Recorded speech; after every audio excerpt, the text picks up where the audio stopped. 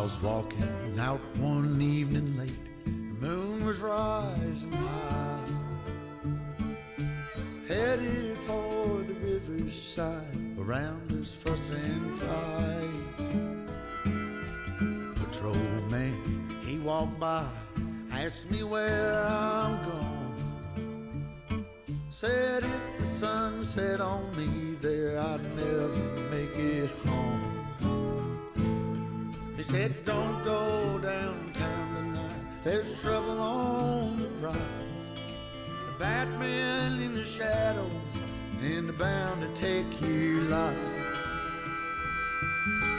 If you mind to ramble, I'll tell you how I do. Keep your money in your pocket, and the razor in your shoe.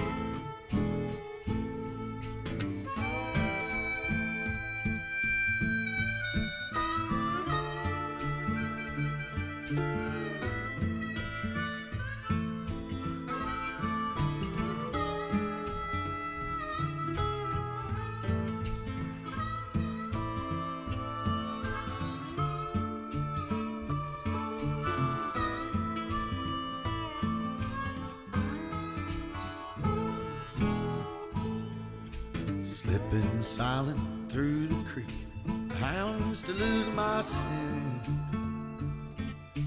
I went up a tree and I watched them turn, wondering where I went. I take a rest, I hold my breath, I let it simmer down. I climb too high in my wandering eye, spied the lights of town. He said, don't go downtown tonight, there's trouble on the rise. The bad men in the shadows, oh, they're bound to take your life. But if you mind to ramble still, I'll tell you how to do. Keep your money in your pocket, boy, and the razor in your shoe.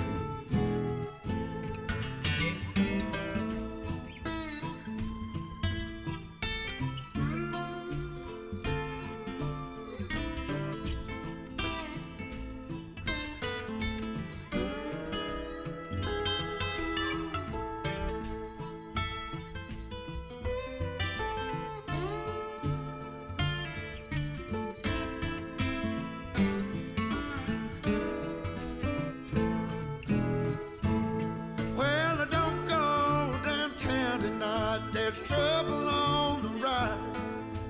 Bad men in the shadows is bound to take your life.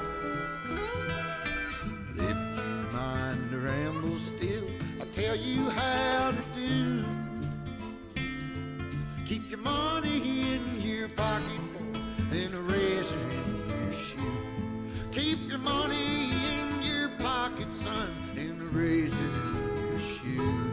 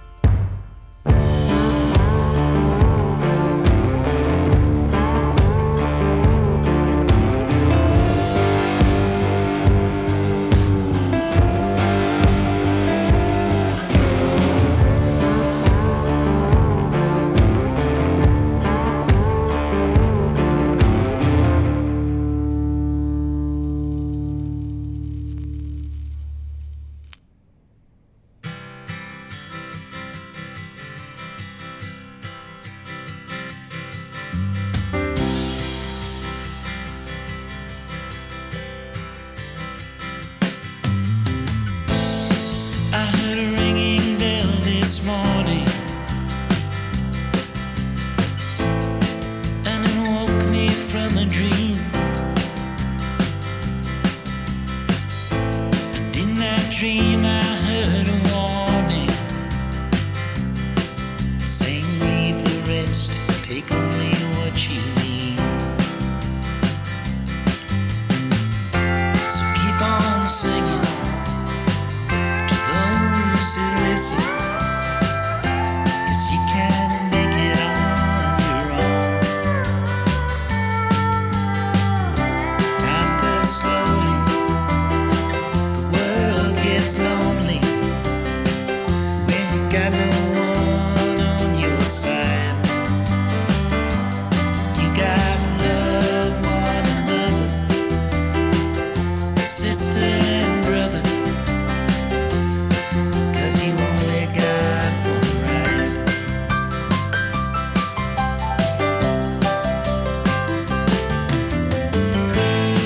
I heard the falling rain this evening,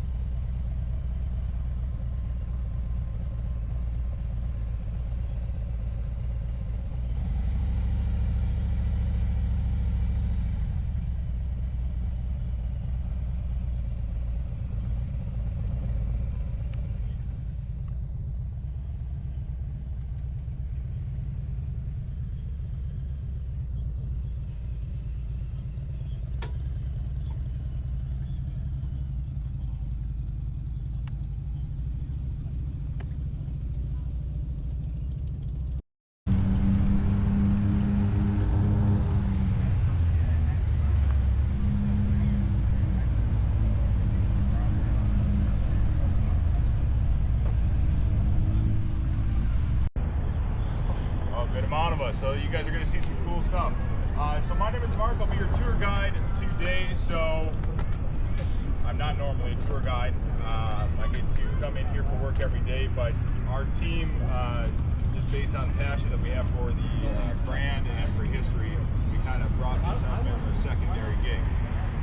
Along this tour, if you guys have questions, please ask them, take photos, do all that fun stuff, and we'll have some fun. So this is going to be approximately an hour, and you guys are hopefully going to learn a whole bunch. All good? All right. So, we start every tour talking about our four founding fathers. We look at this photograph here. This is 1912. A motorcycle publication came here and they wanted to take a picture and do an interview with the four founding fathers. So first, on the left-hand side there, we have Arthur Davidson. Arthur was our first general sales manager. It was his job to travel the country and eventually travel the world, meeting with different groups of people to help set up our dealership network. And when he was meeting with them, he wasn't just handing over the keys or signing papers and giving dealerships to just about anybody. He was making sure that the right person was representing us as a brand and being the right representative. So he worked here from 1903 until his death in 1950. Next, we have Walter Davidson. Walter was our first president and CEO of the company, but he wasn't just writing checks. He was out there also doing our endurance racing. Now, if you want to go down an absolute black hole in Wikipedia, look up early motorcycle manufacturers of the 1900s in America, and I'm talking dozens, if not hundreds of motorcycle manufacturers. What set a lot of them apart is going through some of these endurance races. You are going up against all these different brands, and so Walter was out there putting us up against the competition and showing, hey, Harley Davidson's got what it takes, and here's the proof, here's the trophies. And so he was out there racing our bikes and putting our name out there. Next, we have William S. Harley, the only non-Davidson. He was our first chief engineer. He has patents going back to 1901. He is really the brainchild of putting that first engine into that bicycle frame and getting us going. Lastly there, we have William A. Davidson. He's our shop foreman. He's here every day down on the first floor making sure everything is running smooth. While all of the Davidsons and Harley have had family that have worked with us, there's only one lineage that's still here, and that would be William A. Davidson's lineage. That is Willie G's grandfather, Bill and Karen's great-grandfather. The last Harley, because this question comes up, the last Harley to work here was in the mid-90s. That was Kate Harley. She worked on the service team. Any questions so far? You guys are my first tour of the day, so I'm getting all the bugs out. So if I might repeat myself a little bit, but if you have questions, holler them out. So being able to come in here every day, able to look out the window, especially during riding season, and we see people coming in, out-of-state plates, out-of-country plates. There's a lot of people that ship their motorcycles over from Europe, Asia, all over, and they want to ride here. And we do our best to go out and talk to them, and we want to learn their story and figure out where they're coming from and what they're doing. And they always ask questions, and they say, hey, where was the shed? Where is the shed? Well, that's not it. So the original shed that we are most known for was set in the back of William and Mary Davidson's house, right? The Davidson brothers' parents' house. And it took us a while to figure out where it was located. When I first started here, there were multiple people that were adamant that they knew where it was. People were saying, all right, it's down on that corner there, or it's on the west end of 3700, or it was over there, or it's even on a different road. Well, we pulled the plot maps because we knew we found where William and Mary lived. We knew where the shed was. So this photo here, this is from the 1960s. We are currently standing right here, and the plot map showed that William and Mary Davidson lived on 38th and Highland. That would be that house right there, which is now Miller Corporate, this portion of Miller Corporate. So on that corner of 38th and Highland is where William and Mary lived. So there was the house, the backyard, and then there was an alley. And in between the backyard and the alley was the shed. So it happens to be, if you look at those white flowers, that gap in between the white flowers is where the shed would have sat. So 1903, we're in that shed assembling our first 3 motorcycles. Now, assembly started in the kitchen. Small fire led to the parents saying, hey, please get out. And so that's where it actually started, in the shed. 1903, 1904, 1905, we're assembling and building motorcycles in there. We need more space. 1906, we moved production over here. We buy the land that we have here. Factory number 1 is built. But early on, we realized the importance and the history of the shed. We pick it up, we bring it over and plop it on the west end of 3700, the large brick building that you guys see there. And it had a little sign on it that said Harley Davidson's first home. It faced the railroad tracks. And that's where it remained until the 1960s. 1960s come along. A contractor is given the job, hey, clean up Department 41. Department 41's out in the courtyard. Go clean it up. Department 41 is an all-wood structure sitting in the courtyard. The contractor goes out and cleans up Department 41 and also cleans up the shed. So the original shed is gone. Now, the one that sits out in front of the museum is the most accurate replica that we do have. That was a project led by Bill Davidson. He wanted to do it to pay respect to his family, so Bill worked with the Wisconsin Historical Society to make sure he's using the correct hardware, the correct cuts of wood, doing everything the right way to be as accurate as possible as that original shed. So that is the closest one we have. This one was put up on Tuesday, right? So, but the goal for this one is to give you guys an idea as far as size-wise what the boys were dealing with. 3 motorcycles assembled in 1903. Fast forward 10 years later, the entirety of 3700 is completed in 10 years. We go from 3 motorcycles to 17,500 motorcycles in those 10 years, right?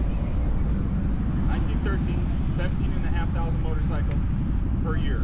And a big reason for that is that guy down on the end there. So that last photo that we see there, that is of C.H. Lang. So C.H. Lang was a businessman from Chicago.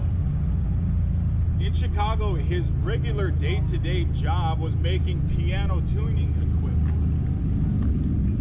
But he was friends with Harley and Davidson's, and he said, hey, I like what you guys are doing. I want to get in on this. I want to be your distribution. Because 1903, if you wanted a Harley Davidson motorcycle, you came knocking on the door for the shed to get your Harley Davidson motorcycle. There was no such thing as a dealership. So 1904, Harley and Davidson worked with C.H. Lang to establish the first Harley Davidson dealership down in Chicago. And from there, we have grown into the largest motorcycle dealership network in the world. And this year, we're highlighting that dealership network because while it's our name that sits on top, it's the sacrifice of those dealers and the passion of the dealership owners and the individuality of them is what really kind of keeps us in business, along with the obvious passion that you guys have. And you know, I always talk about, you don't have people traveling the country, traveling the world, going to Chevy dealers, BMW dealers, Toyota dealers, but there's a hell of a lot of people traveling the world going to Harley Davidson dealers. There's a reason for it, because the passion you guys have and the individuality of our dealerships and the special things that they do. So we want to say thanks to the dealerships. So come on in. Our motorcycles to the dealer, and technicians are working on them. If they are certified or if they're going through their certifications, they'll come see us here. So the history of Harley Davidson University started out in 1917. We actually just hit our anniversary 3 days ago, so July 9th, 1917.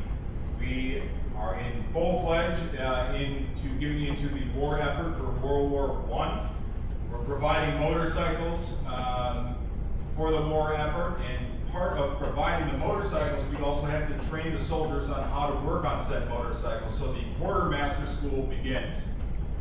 We're training, and this photo that you'll see here is down actually at Pabst Brewery, right down the road. And that's where we begin our training, and we haven't stopped since. We shifted gears slightly during World War II, going back to a quartermaster style school, but we continued our training for the soldiers at that point, but then switched back over to technicians. So yeah, every day we are here, we are ready to rock and roll for training for our techs. As you guys walk up past the ramps, or up the ramp, it'll say on this side, it'll talk about the different locations that we had throughout Juneau Avenue, including a barn that's set out in the parking lot we just walked through. And then on this side, we have some of our powertrains starting at we've got our flatheads, knuckleheads, panheads, ironheads, shovelheads, and working our way up. Please take photos and enjoy yourselves, and I'll meet you at the top of the ramp.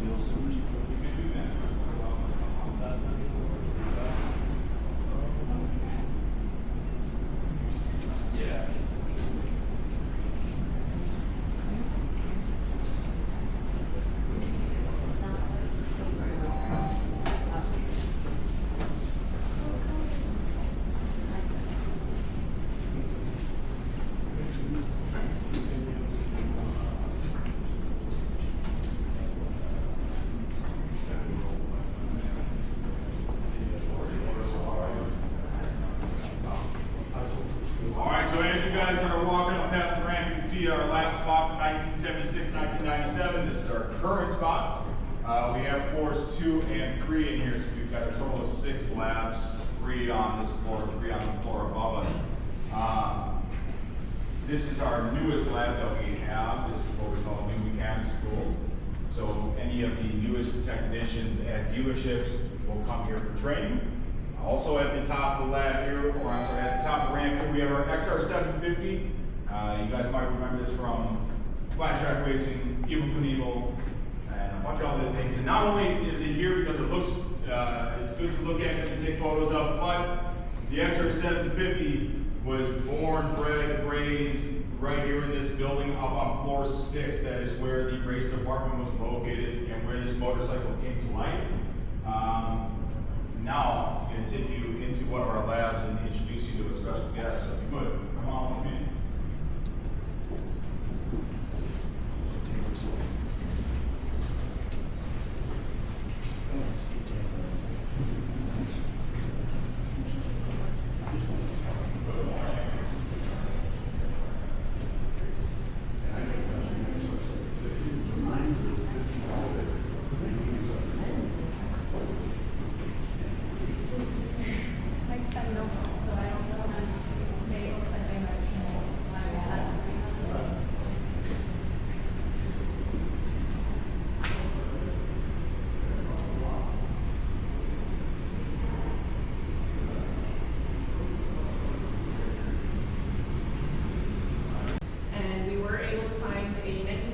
Copy of the Enthusiast that said that Joseph started selling Harleys in 1910.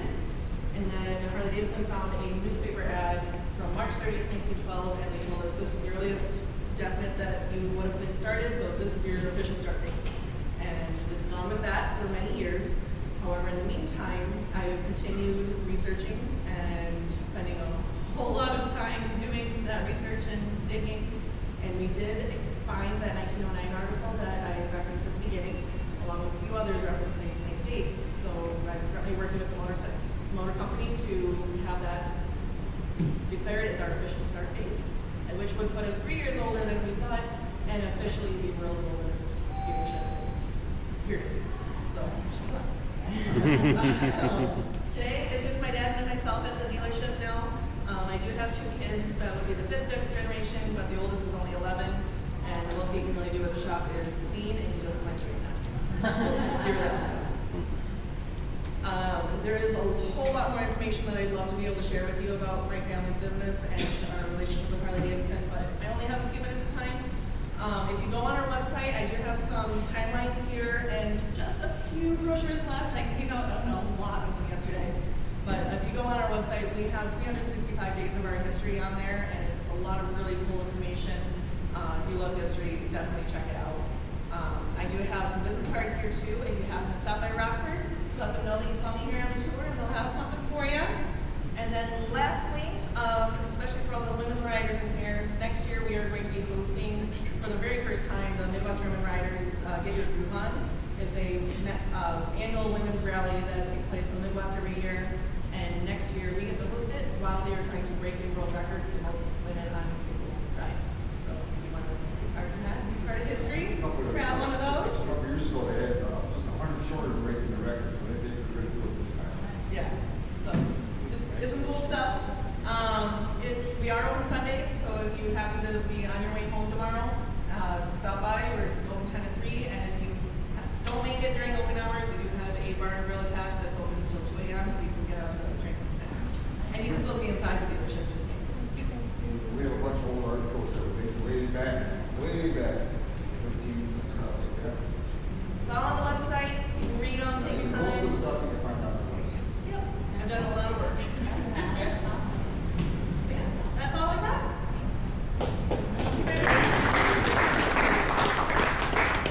Thank you very much for coming in, Mark. Appreciate it. Thank you. Thank you.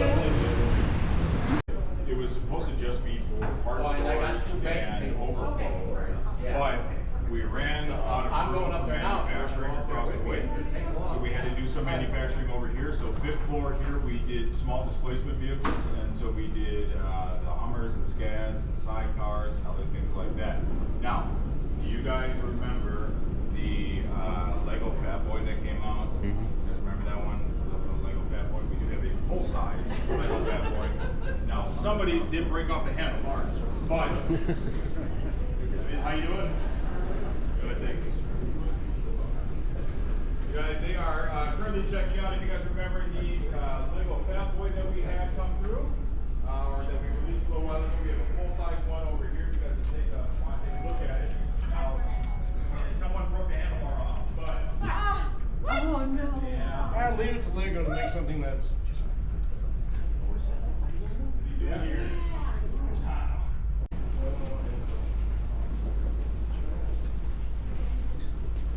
Sorry. No, you're good. Those things. Right. My wife said I better bring back lots of pictures and videos. So. Washington State to Iowa with one. Oh yeah, yeah. Colorado and Utah, gorgeous. Yep. Isn't that amazing though? I I didn't figure out until way later that when you touch a screen, you could actually go 360. Yeah. I thought you could only see front and back. Yeah. Oh man, Yeah. completely different world once I figured that out. That's right.